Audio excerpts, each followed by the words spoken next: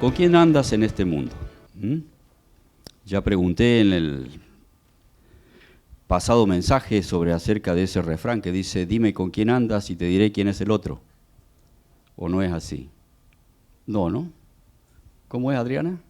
Ese. Dime con quién andas y te diré quién eres. Así es el refrán. Bueno, se ve la influencia de con quién estás andando y entonces vamos a hablar un poco de personas que anduvieron con Dios. ¿Estás andando con Dios en este mundo? ¿Con quién andas? Esta sería la pregunta para hoy, ¿no? Y dice la canción que cantamos, para andar con Jesús no hay sendero mejor que guardar sus mandatos de amor. Obedientes a Él siempre habremos de ser y tendremos de Cristo el poder. A veces a las personas nos gustan los beneficios del cristianismo, pero no nos gustan las obligaciones. Así como hay día de los derechos humanos, no hay día de las obligaciones humanas. Y obedecer al Señor requiere sacrificio, requiere esfuerzo, requiere un acto de voluntad de nosotros, para recibir entonces de parte de Él lo que Él puede darnos. Y cuando andamos con Jesús, cuando caminamos con Él, Él hace cosas impresionantes en nuestra vida. Y vamos a ver algunos casos de personas que caminaron, que anduvieron con Él. Y un caso es el caso de Enoc. Cuando este personaje fue mencionado por Eric en el domingo pasado en su sermón, como otros ejemplos que él puso de fe, y de lo que es vivir por fe, y si tuviéramos una fe tan pequeña como un grano de mostaza, las cosas que podríamos hacer en el nombre del Señor. Y yo les recomiendo que antes de ver este mensaje otra vez, si lo van a ver, vean el de él. Porque él habló de fe y de lo que es el resultado de la fe. Y mencionó entre tantos otros pasajes aquel cuando Pedro camina sobre el agua hacia el Señor y de pronto se comienza a hundir y el Señor le dice, ¿por qué dudaste? Y la duda es lo opuesto a la fe. Fe es certeza, es confianza, pero duda, incertidumbre, es todo lo contrario a la fe. Creer en Dios es un acto de fe.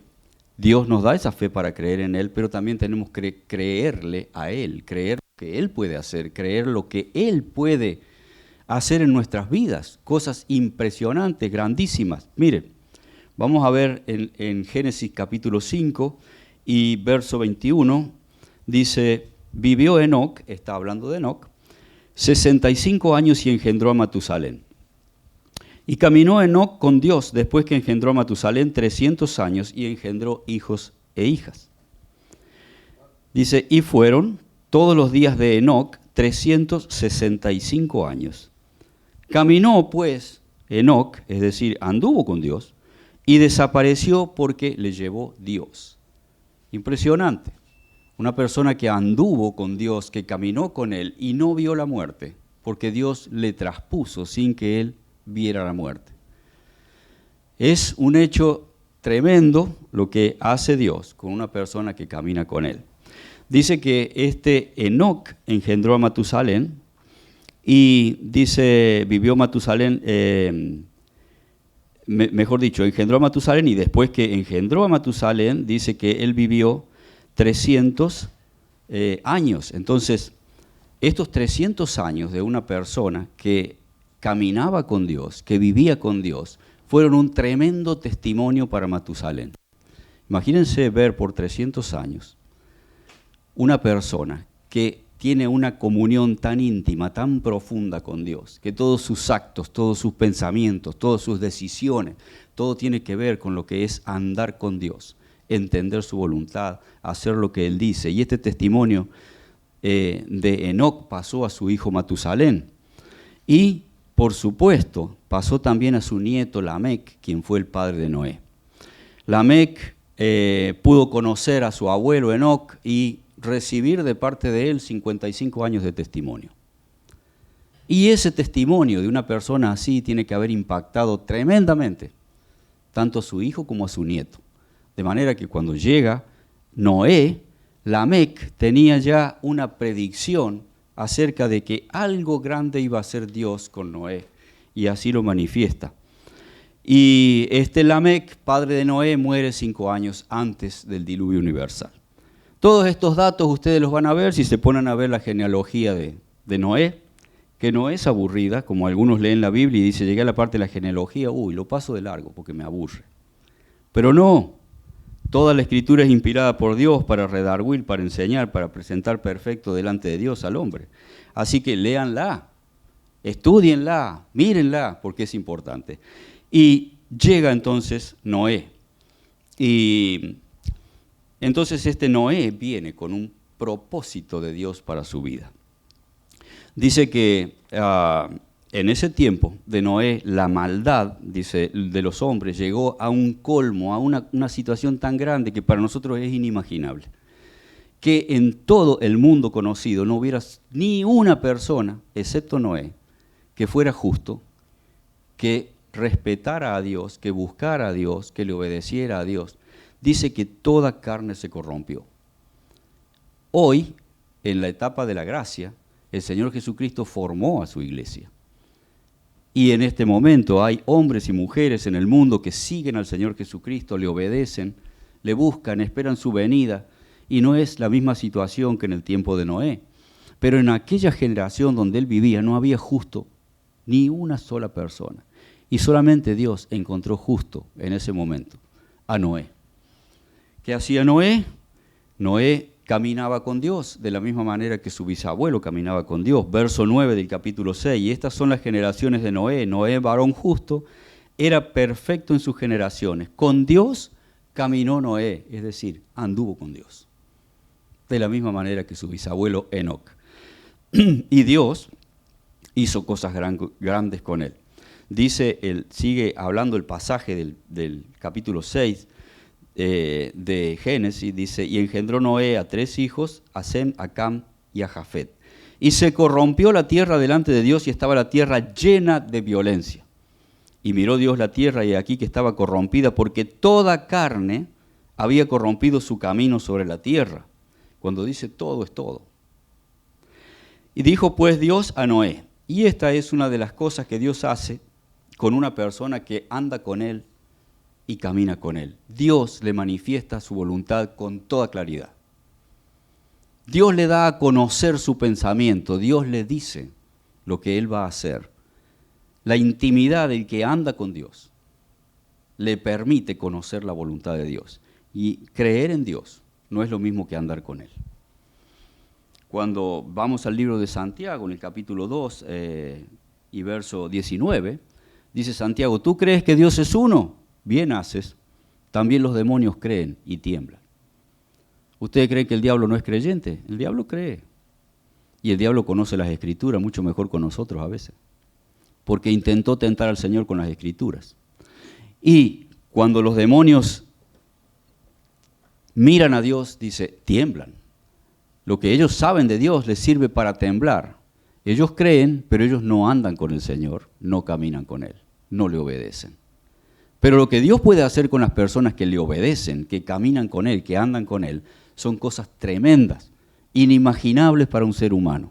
Y aquí vemos una de ellas, Enoc siendo traspuesto sin ver la muerte, y aquí tenemos ahora el caso de Noé, que vamos a ir viéndolo. Verso 13, dijo pues Dios a Noé, he decidido, y le comunica su decisión, el fin de todo ser, porque la tierra está llena de violencia a causa de ello. Y aquí que yo los destruiré con la tierra. Y aquí viene una orden para Noé. Hazte un arca de madera de gofer, harás aposentos en el arca y la calafatearás con brea por dentro y por fuera, y de esta manera la harás de 300 codos la longitud del arca, de 50 codos su anchura y de 30 codos su altura. Una ventana harás al arca y la acabarás a 1 codo de elevación por parte de arriba, y pondrás la puerta del arca a su lado y le harás piso bajo, segundo y tercero. Para los que no manejamos mucho el asunto de los codos y las medidas esas, el arca era una caja de madera que tenía 135 metros de largo por 22 metros y medio de ancho y 13 metros y medio de altura. Y a medio metro de la parte más alta estaba la ventana y la puerta, y en el medio tenía pisos, primero, segundo y tercer piso y compartimentos ahí. El arca no era una barca, no era una embarcación.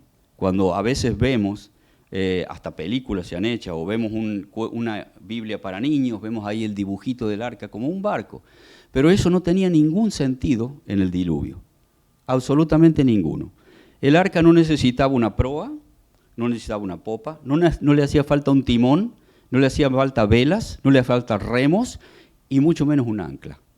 Dice la palabra de Dios que cuando el diluvio llegó, las aguas cubrieron a los montes más altos, 7 metros aún más arriba de los montes más altos. Ustedes van a ver montañas que tienen 7.000 metros. Es decir, que si las aguas pasaron esa cantidad, un ancla para que Noé hubiera dicho, bueno, al menos vamos a anclar acá para que nos quedemos en el mismo lugar, imposible. Un arca de 7.000 metros para ponerla dentro del arca, no cabía. No tiene ninguna lógica que eso era un barco, porque una vez que las aguas llenaron la tierra, no había dónde ir. No había un puerto, no había una isla, no había ningún lugar seco, y por lo tanto lo único que quedaba era flotar enteramente en las manos de Dios, esperando a que Dios haga el próximo paso sin poder hacer nada. No importa lo que pudieras hacer, no podías hacer nada. Simplemente quedarse dentro de aquella caja de madera a esperar que Dios hiciera el próximo paso. Al lado del arca, fuera del arca, todo era destrucción, muerte, desolación, soledad. No había nada que hacer en esa situación. Si usted piensa que la pandemia es lo peor que nos pudo pasar, está equivocado. El índice de mortalidad del diluvio no era de un 2%, ni de un 20%, ni de un 30%. Dice que toda carne que había sobre la tierra murió. Todo lo que tenía aliento de vida desapareció con el diluvio. Y fue un desastre universal tan grande que no solamente afectó a la raza humana, sino a todos los animales. Es decir, que lo que estamos pasando no es lo peor. Y este hombre, Noé, obediente a Dios, alguien que andaba con él, que caminaba con él, por orden de Dios, fue puesto delante de ese arca, adentro de ese arca. Pero cuando él entra en el arca, él no entra solo, entra con toda su familia. Una de las cosas que hace el Señor con aquellos que le obedecen y caminan con Él es preservar sus vidas y darles su bendición. Y la bendición de Dios no alcanza solamente a ellos, sino a las personas que le rodean. Miren, mientras Noé estaba haciendo el arca, eso era una locura. La gente que estaba alrededor había pensado, está loco, ¿qué está haciendo con esa caja de madera ahí? Y hoy en día no es diferente. Cuando usted le habla de Cristo a alguien, dice la palabra de Dios, que para el que no cree la palabra de Dios o lo que Dios hace o lo que piensa hacer es locura. De la misma manera que para la gente de la época era una locura que Noé estuviera obedeciendo a Dios. Hoy en día es lo mismo, no ha cambiado. Pero para los que creen, esto es vida eterna. Para los que aceptan la palabra de Dios, para los que creen, para los que tienen fe en que Dios es real y va a hacer lo que dijo hacer, esta palabra es salvación y vida eterna. Noé obedece a Dios, Noé se pone a construir el arca y dice, verso 22, que después de darle el Señor instrucciones acerca de cómo construir el arca, vamos a ver del verso 17, a donde dejamos, y he aquí que yo traigo un diluvio de agua sobre la tierra para destruir toda carne en que haya espíritu de vida debajo del cielo. Todo lo que hay en la tierra morirá. Esta es la decisión de Dios.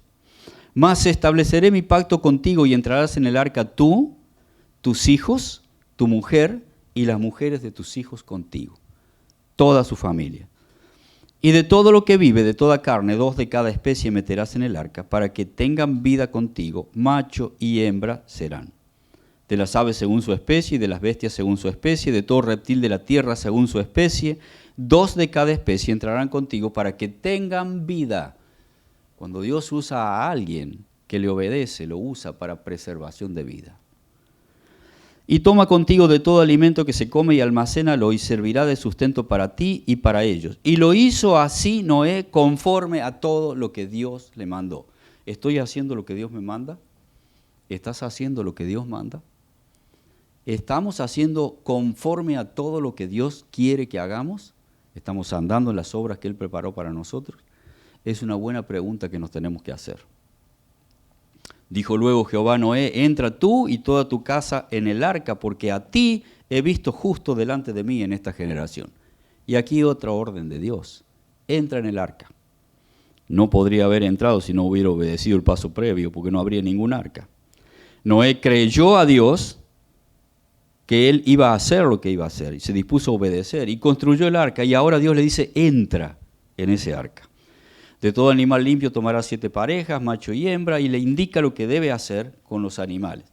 Y le dice, porque pasados, verso 4, aún 7 días, yo haré llover sobre la tierra 40 días y 40 noches, y raeré de sobre la faz de la tierra a todo ser viviente que hice. Tremendo anuncio para él. Pero Noé no pregunta nada, no protesta nada. Dice verso 5, e hizo Noé conforme a todo lo que le mandó Jehová. Obedeció a Dios en todo lo que Dios le ordenó hacer. Por causa de las aguas del diluvio, entró Noé en el arca, él, sus hijos, su mujer y las mujeres de sus hijos, y los animales limpios y todo lo que Dios le había ordenado hacer. Y en el año 600 de la vida de Noé comenzó el diluvio sobre la tierra. Y ya todos sabemos lo que pasó en el diluvio. Estuvo 150 días allí en esa caja de madera esperando que bajen las aguas. Y algunas cosas se habría preguntado Noé cuando estaba dentro del arca. ¿Cuándo se va a secar la tierra? ¿En qué lugar iremos a parar? ¿Cómo será lo que va a pasar entonces? ¿Nos irá a alcanzar la comida que tenemos en el arca? ¿Qué pasó? Se ve muy simple desde la historia. Pero muchas cosas habrán pasado por la mente de Noé y de su familia mientras estaban en aquel lugar. Pero era el único lugar donde había vida. Noé estaba en el lugar que Dios le había indicado, había obedecido a Dios, y era el único lugar donde había vida. Todo lo demás era destrucción, soledad y muerte. Allí estaba Noé, viviendo dentro de aquella caja de madera que Dios le había ordenado hacer. Y pasa el tiempo y después de 150 días él sale del arca por orden de Dios, capítulo 8. Y se acordó Dios de Noé y de todos los animales y de todas las bestias que estaban con él en el arca, e hizo pasar Dios un viento sobre las tierras y disminuyeron las aguas. Y se cerraron las fuentes del abismo y las cataratas de los cielos, y la lluvia de los cielos fue detenida. Y las aguas decrecían gradualmente sobre la tierra, y se retiraron las aguas al cabo de 150 días. Pero ahí Noé envía un cuervo, después envía una paloma, y finalmente Dios le ordena, sal del arca. Y Dios hace todo lo que, Noé hace todo lo que Dios le va indicando. Y una de las cosas que dijimos es que Dios le muestra su voluntad a aquellos que andan con Él y obedecen a Él. Creemos que si obedecemos a Dios vamos a tener las promesas de Él. Sí, dice el himno que cantamos, mas no habréis de alcanzar sus tesoros de amor, si rendidos no vais al Señor, pues su paz y su amor solo son para aquel que a sus leyes divinas es fiel, es decir, a aquellos que obedecen. Cuando el Señor saca al pueblo de Israel de Egipto, aquellos que no pintaran sus dinteles con la sangre del cordero, sus primogénitos iban a morir. La diferencia entre la vida y la muerte era obedecer. La diferencia entre la vida y la muerte, en el caso del diluvio, era obedecer. Aquí estaba la clave, obedecer a Dios, andar con Él, caminar con Él, tener intimidad con Él, tener comunión con Él. ¿Cómo está mi vida de obediencia? ¿Cómo está mi vida de obediencia? Pensamos, ¿no es cierto?, a veces que la pandemia es lo peor que podría habernos pasado. Cuando llega la pandemia, nosotros somos confrontados con nuestra fe. Creo que muchos de nosotros, al menos a mí me pasó, cuando vino todo esto y el gobierno dijo, bueno, hay que hacer cuarentena. Y yo dije, bueno, ¿cómo vamos a trabajar? Si no puedo salir a la calle, ¿cómo voy a vivir? No voy a recibir nada del gobierno, efectivamente no he recibido nada porque nuestra situación migratoria todavía no está correcta, estamos en paso, hemos hecho el paso previo, pero aún no llegó todavía, entonces no recibimos nada. Y yo en ese momento me preguntaba, ya que no vamos a recibir nada, ¿cómo vamos a hacer para trabajar? ¿Cómo vamos a hacer para pagar la renta? Y si me da el virus, ¿qué va a pasar? Y preguntas, ante una sociedad que lo único que me estaba presentando era miedo, incertidumbre, dudas, un futuro negro, y es lo que el mundo me estaba presentando. Pero cuando uno va a la palabra de Dios, en el capítulo 14 del Evangelio según San Juan, encontramos al Señor Jesucristo diciendo, mi paz les dejo, mi paz les doy. ¿Qué es lo que Dios me ofrece? Es paz. ¿Y cómo la ofrece? Dice, no como el mundo la da. Ya sabemos las soluciones del mundo para enfrentar la pandemia. No hace falta que se las recuerde. Todos sabemos lo que el sistema del mundo, que está bajo el dominio de Satanás, nos ha propuesto para superar esta crisis. ¿Y qué es lo que Dios me propone? Cuando yo enfrenté esta situación y oré al Señor y me fui a la palabra de Dios, y inmediatamente vino a mi mente aquel pasaje de Mateo capítulo 6, cuando el Señor dice, no se preocupen por qué habrán de comer y vestir. Dice, Dios sabe que necesitan estas cosas. Más, ¿qué debo hacer, Señor? ¿Cuál es mi prioridad? ¿Qué es aquello primero que debo pensar? Y el Señor me dice, busca primeramente el reino de Dios y su justicia. Y todas aquellas cosas que piensas que te van a faltar, aquellas cosas que tienes dudas si las vas a tener y cómo vas a vivir y todo lo demás, serán añadidas. Pero primeramente, tu prioridad es buscar primeramente el reino de Dios y su justicia. Creo en esta palabra. El libro que estamos siguiendo los días miércoles tiene un párrafo muy interesante en que dice que yo puedo leer la Biblia todos los días y puedo marcar la Biblia, aquellas cosas que me interesan o las veo bien, pero puede ser que la Biblia no me marque a mí. Que eso que yo leo, que eso que me parece bonito, no esté impactando mi vida de una manera real y yo esté solamente teniendo una información, pero aquellas palabras no son una práctica en mi vida realmente. ¿Creo o no creo en lo que Dios me dice? ¿Crees que obedecer a Dios va a influenciar tu salud? ¿Crees que obedecer a Dios va a influenciar tu hogar? ¿Crees que obedecer a Dios va a influenciar a las personas que están en tu entorno? La bendición de Dios no era solamente para la persona que andaba con Dios. Afectaba a su entorno. Cuando estás obedeciendo a Dios, andando con Él, caminando con Él, y le hablas de Dios a otra persona, estás también preservando vidas.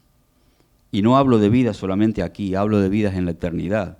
Porque si esa persona recibe la palabra por boca tuya y Dios completa la obra haciendo que el Espíritu Santo le hable y le dé la fe para creer, esa persona va a pasar de muerte a vida y habrá sido útil a Dios para preservación de vida de esa persona.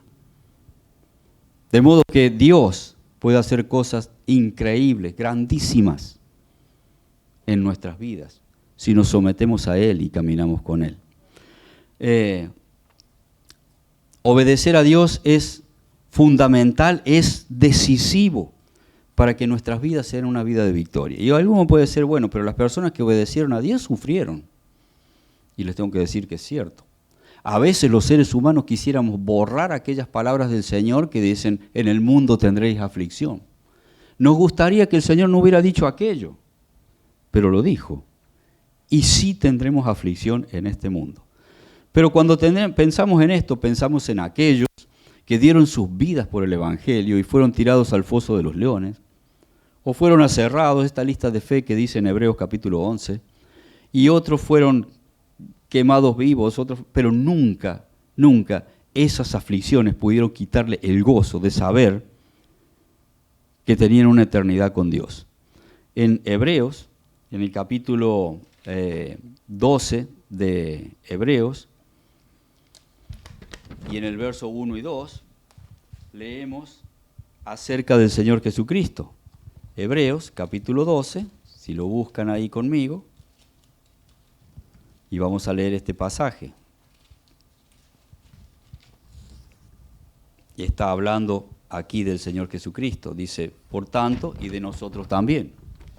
Por tanto, dice, nosotros también, teniendo en derredor nuestro tan grande nube de testigos, despojémonos de todo peso y del pecado que nos asedia y corramos con paciencia la carrera que tenemos por delante.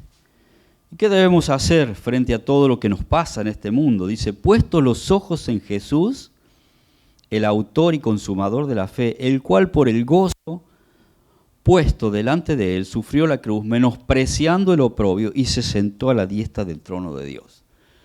Jesús sufrió más que cualquiera de nosotros. Él fue a la cruz sabiendo que iba a hacer eso, sabiendo de los clavos, sabiendo de la corona de espinas, sabiendo de la traición, sabiendo de los insultos, sabiendo de las bofetadas, sabiendo de la sed, sabiendo del dolor físico y del dolor espiritual que sufrió para darnos vida.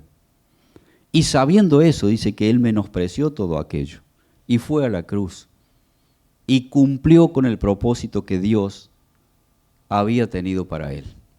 Cuando vemos la vida de Pablo y vemos todo lo que Pablo pasó, fue apedreado, fue encarcelado, estuvo en un naufragio, fue mordido por una serpiente.